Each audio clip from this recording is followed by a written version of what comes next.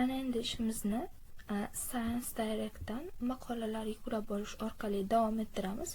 Buning uchun Science Direct'ning rasmiy saytiga kirib olamiz. Ana endi o'zimizga kerakli bo'lgan mavzuni kiritib olamiz. Search. Birinchi navbatda Open Access'ni bosib qo'yamiz. Demak, bu yerdan o'zimizga kerakli bo'lgan mavzudagi maqolani yuklab olishimiz mumkin. PDF shaklini ko'rib olamiz.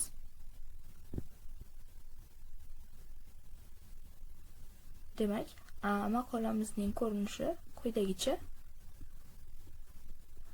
Ana endi maqolamizni saqlab olamiz.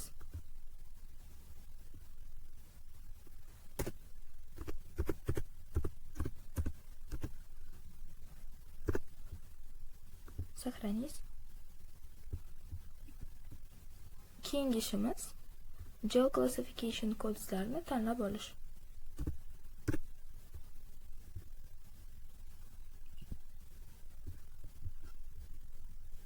Quyidagi saytga kirib olamiz. Bu yerdan biz o'zimizning tadqiqotimizning mavzusiga mos bo'lgan kodlarni tanlab olishimiz mumkin. Masalan, E24 kodi orqali biz employment, unemployment hamda wagesga oid tadqiqotga mos kodlarni tanlab olamiz. Yoki bizning tadqiqotimiz foreign exchange ga oid bo'lsa, biz F31 kodini hamda international financial markets ga oid bo'lsa, G15 kodlarini tanlab olishimiz mumkin. Quyida men ham o'z kodlarimni tanlab olganman. Demak, keyingi ishimiz esa ProQuest saytidan dissertatsiyalar yuklab olish. Demak, saytga kirib olamiz.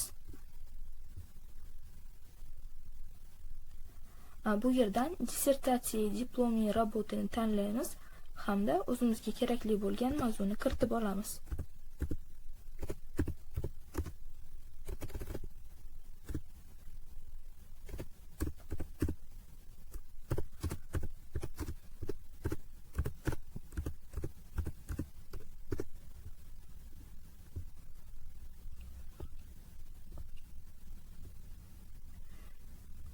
Demak, bu yerdan o'zimizga kerakli bo'lgan mavzudagi dissertatsiyani yuklab olamiz.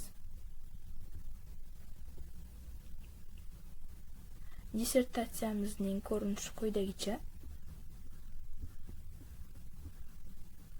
Ana endi dissertatsiyamizni ham yuklab olamiz.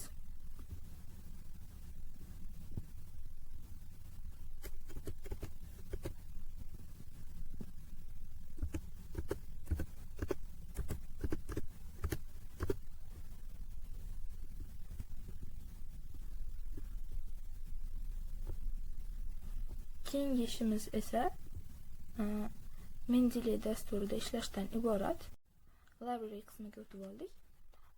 Bu yerda biz ProQuest hamda Science Direct saytlaridan yuklab olgan maqola va dissertatsiyalar aks etgan add buyrug'i orqali ularni qo'shib olishimiz mumkin. Masalan,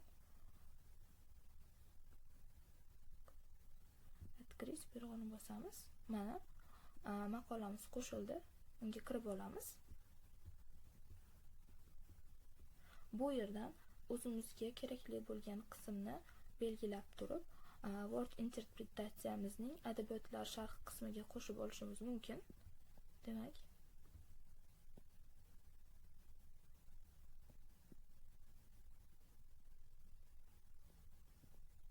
quyidagi qismni belgilab oldik. Hamda kopiya qilib olamiz.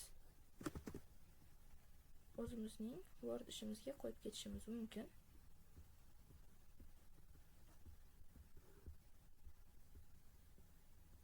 Mana literature review qismiga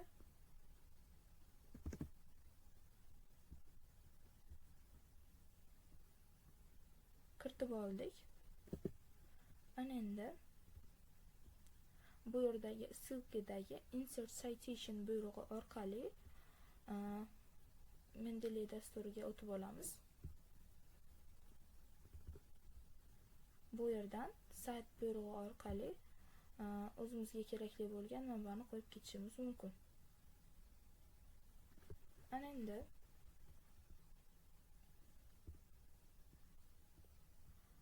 bundan tashqari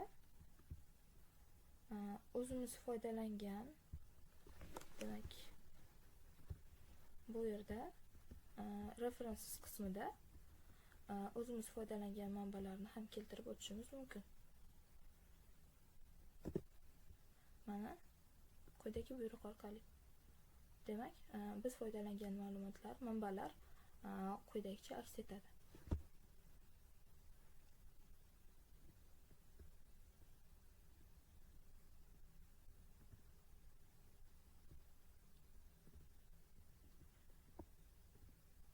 Keyingi ishimiz esa ORCID saytida ro'yxatdan o'tib olish bo'ladi. Demak,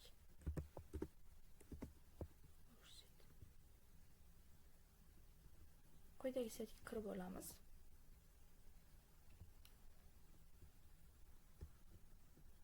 Bu yerda ma'lumotlarni to'ldiramiz.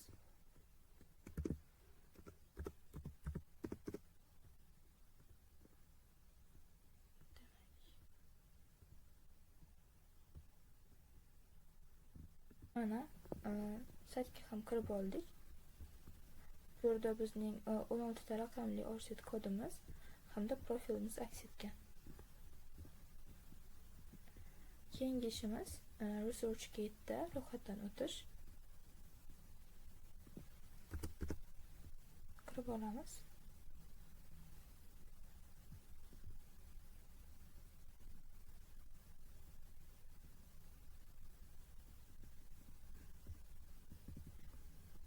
Demak, bu yerda mening profilim aks etgan.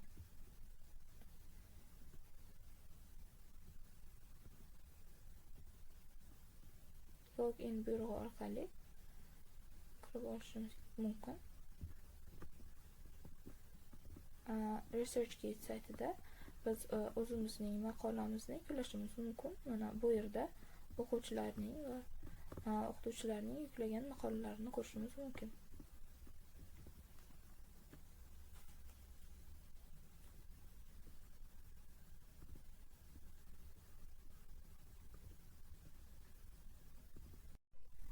Endilikda Elicit'dan o'zimizga kerakli bo'lgan ma'lumotlarni yuklab olamiz. Buning uchun Elicit'ning saytiga kirib olamiz.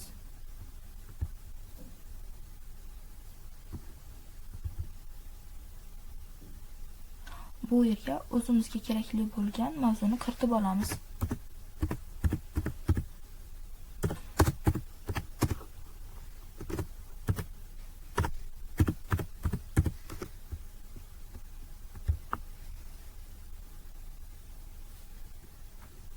Demak, quyidagi jadvalda ma'lumotlar berilgan. Pastdagi add buyrug'i orqali o'zimizga kerakli bo'lgan qismlarni ham qo'shib olishimiz mumkin. Masalan, main findings jadvalini. Ana endi ushbu jadvallarni belgilab PowerPointga o'tkazib olamiz.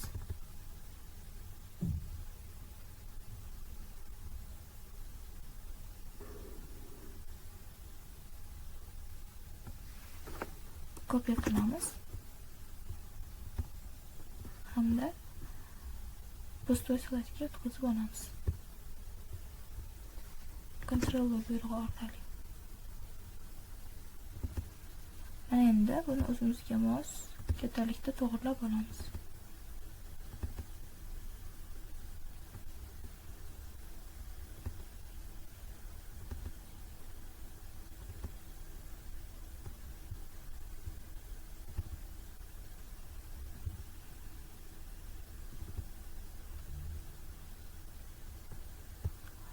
To'g'rilab oldik. Ana endi shriftlarni ham o'zgartirib olamiz. Ctrl A orqali belgilab shriftni o'zgartiramiz. Demak,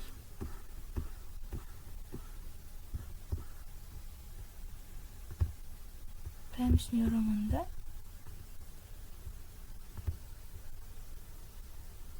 o'zimizga mos shriftni tanlaymiz. Ushbu shrift bizga mos keladi. Ma'lumotlarimizni quyidagicha shaklda kiritib olamiz hamda references va bir qator ma'lumotlarni ham kiritib olishimiz mumkin.